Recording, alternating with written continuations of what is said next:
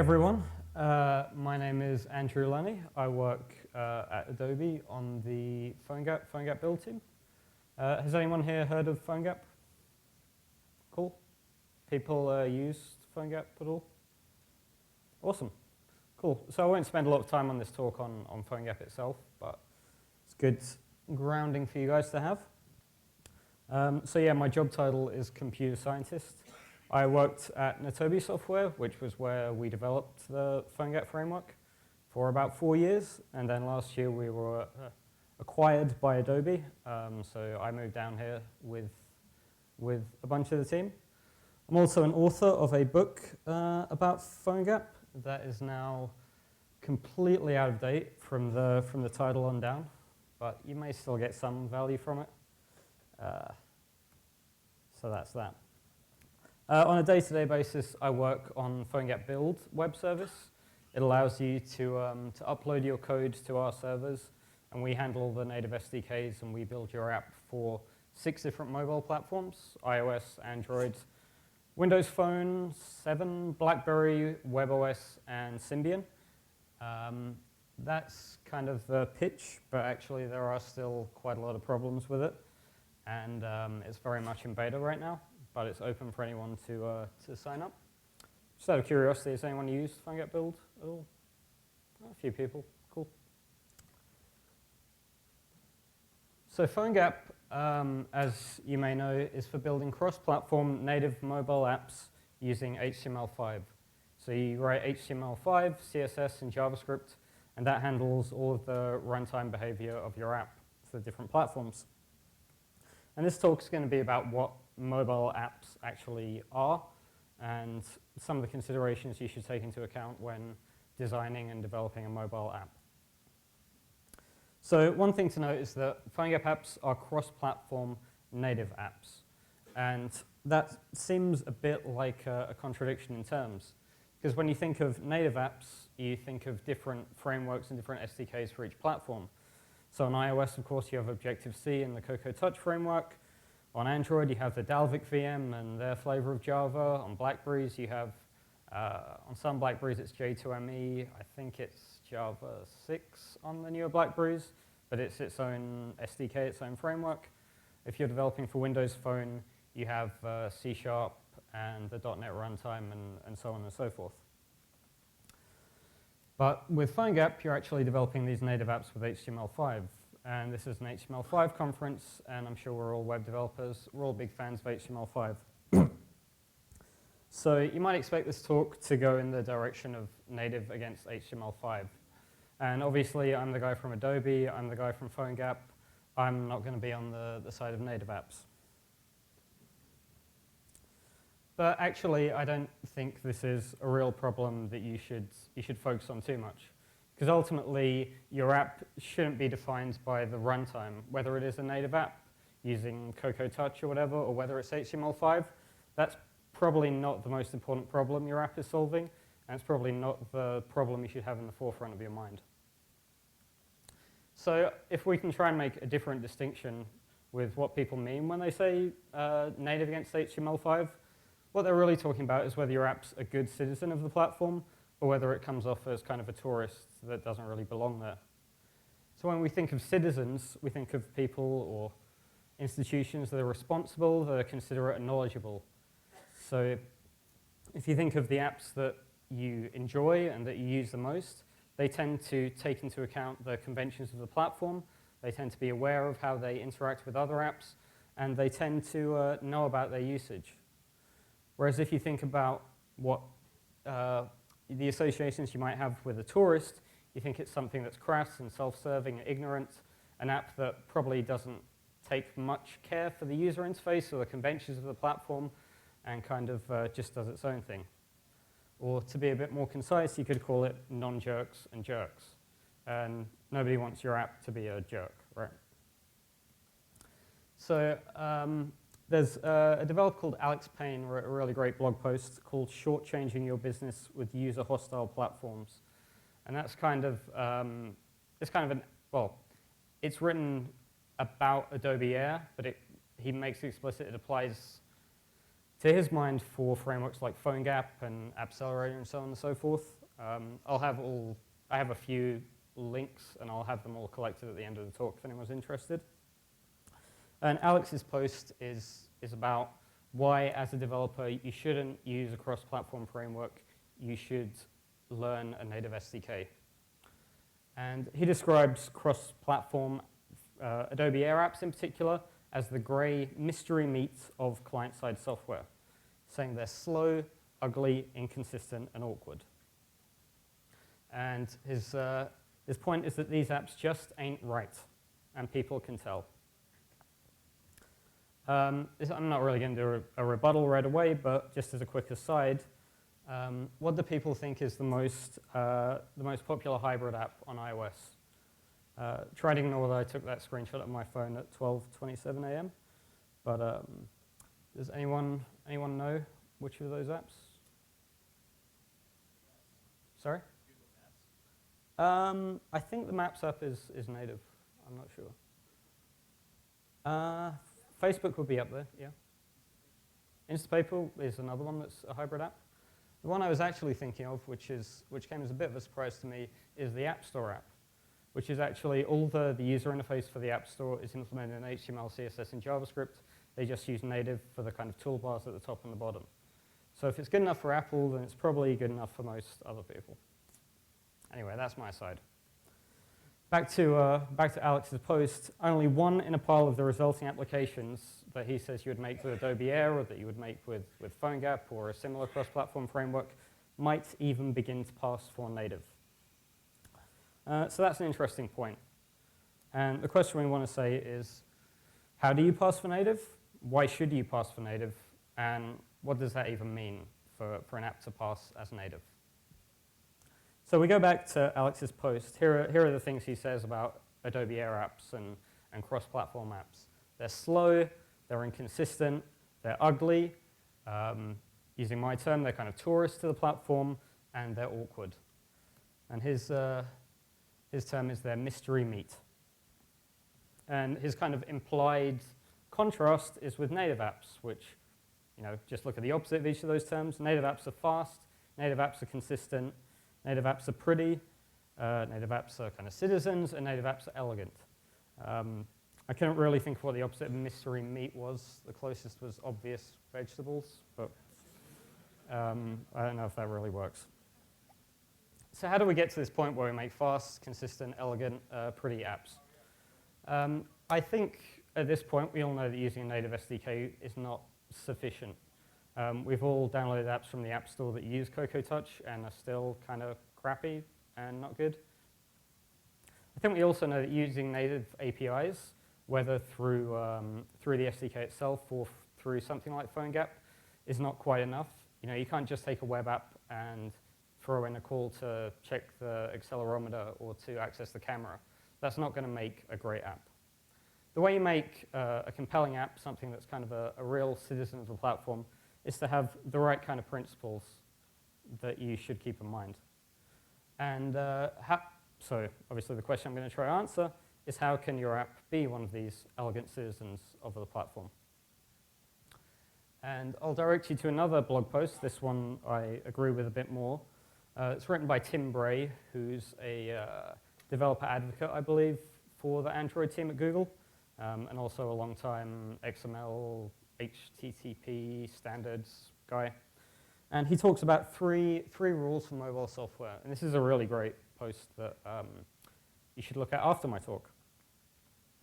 And Tim distills his principles down, and then he says that he starts wondering why all software, without exception, isn't written this way.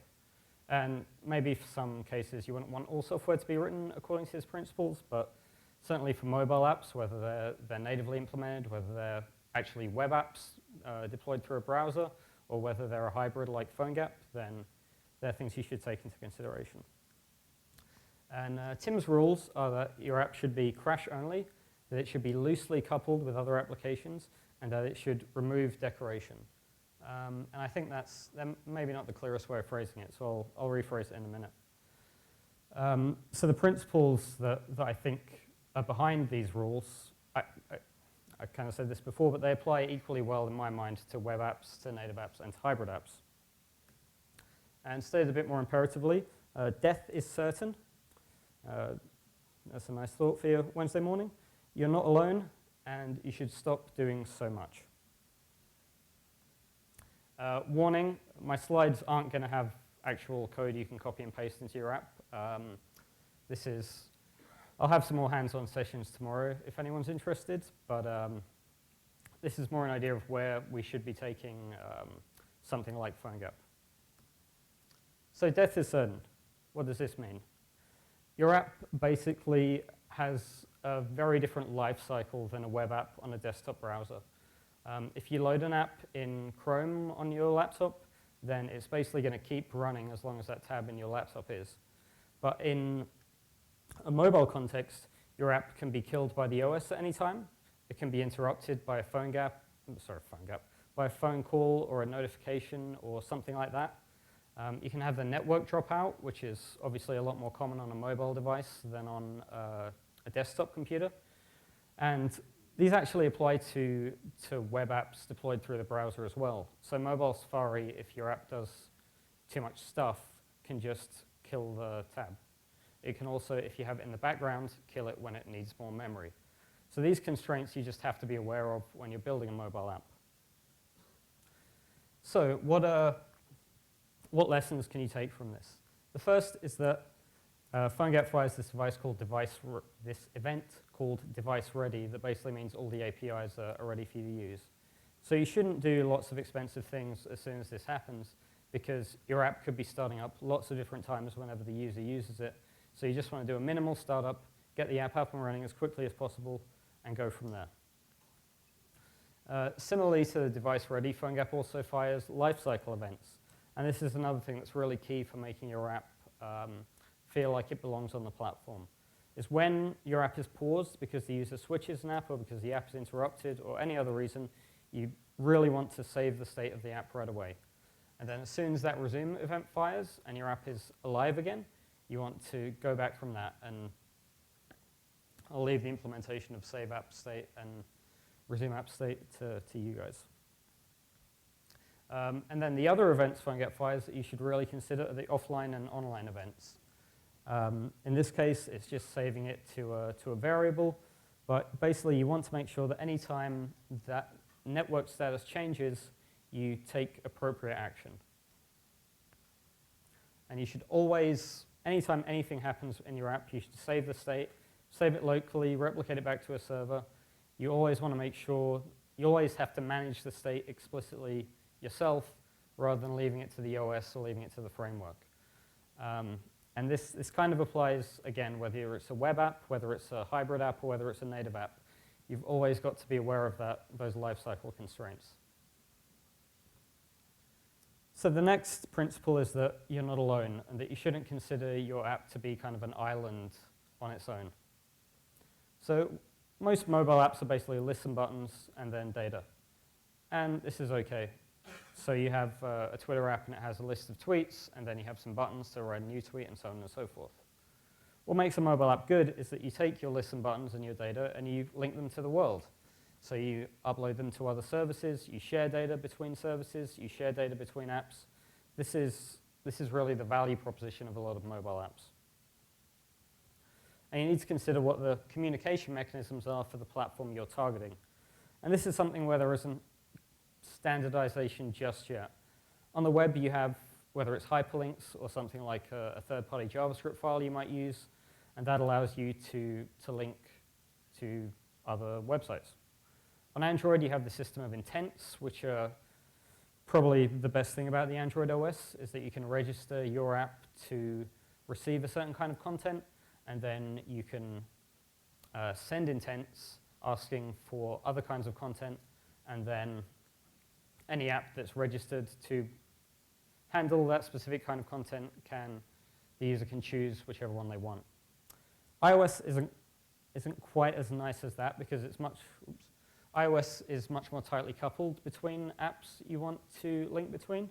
So if I want to link to the Facebook app on iOS, then I need to use a custom URL scheme that matches that Facebook app. I can't share it with any app that will share a photo.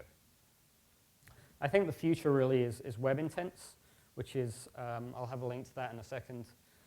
Web intents are basically Android intents for the web, and I would highly suspect that iOS will implement something like intents or web intents in its next release. I certainly hope it will. So just to review this, right now if you want to share a thing in your app, then basically you have to do it explicitly for each thing you're sharing to. So if it's Facebook, then we'll call the Facebook share method. If it's Twitter, we'll share the Twitter share method. If it's neither Facebook nor Twitter, then you're kind of out of luck, which is not ideal, and there's a lot more manual work for the developer there. URL schemes are basically exactly the same thing. If it's Facebook, then open the Facebook URL. If it's Twitter, open the Twitter URL. If it's Instagram, and Instagram hasn't registered a custom URL scheme, or you don't know what the Instagram custom URL scheme is, then you're out of luck, and you can't share it really. So web intents, which I'm convinced are the future of this kind of thing, you have a simple intent tag that lists an action, a type, like a MIME type that you can receive, an href, a reference to a page that can handle that MIME type, and then a disposition, whether the service can occur inline on a page or whether it has to take over the whole window. And then to invoke it, it's just simple JavaScript where you call an intent with that action.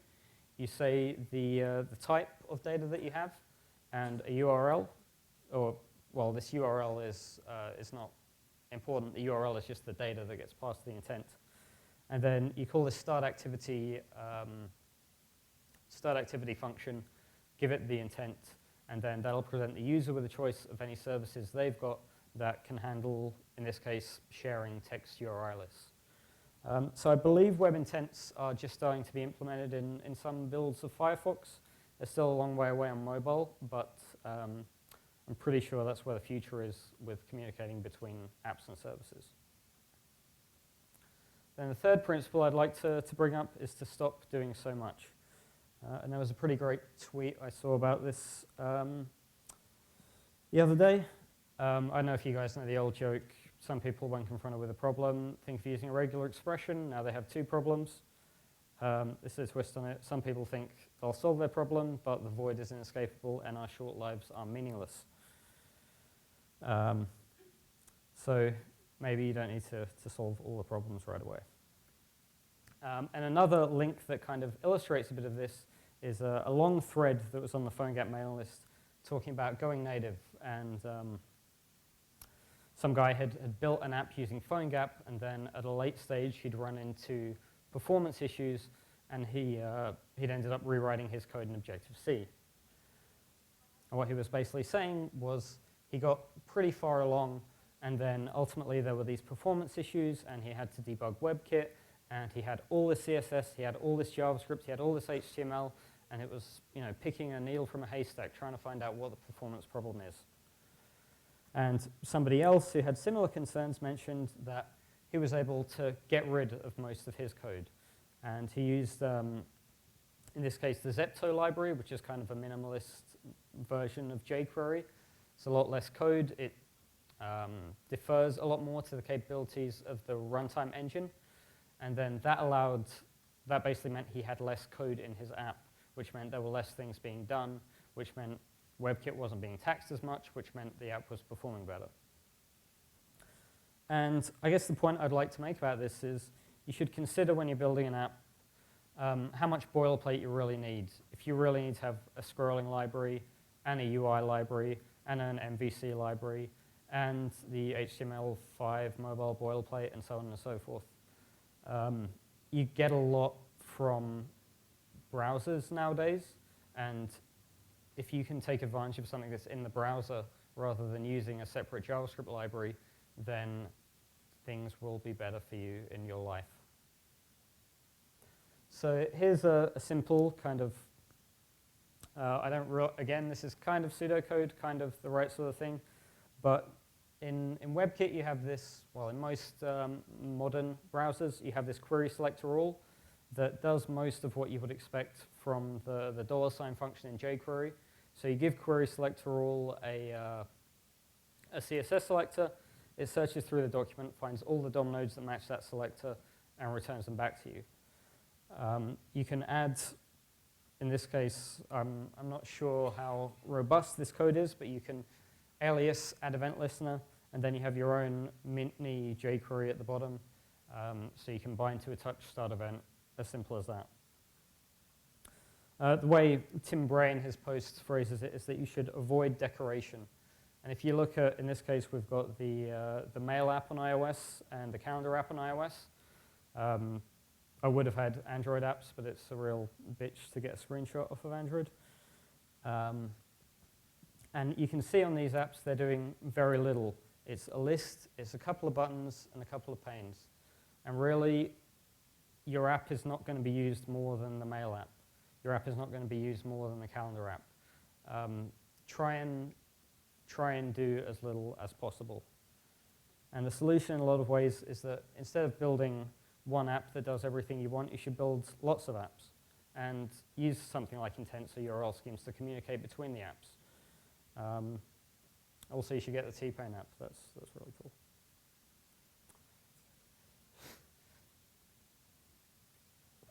So that's kind of the third point, is you can always have less code. And really, with a mobile app, with the lifecycle constraints, with everything that's happening, you can't do everything in one app. So try not to do so much. So those are my kind of principles. Death is certain, you're not alone, and stop doing so much. Hopefully that's somewhat useful. There's a link down there if you'd like to. I highly recommend the articles and the discussion that I mentioned earlier in the app, in the talk.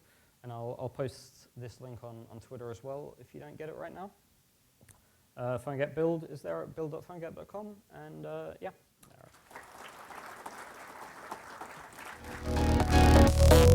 All right.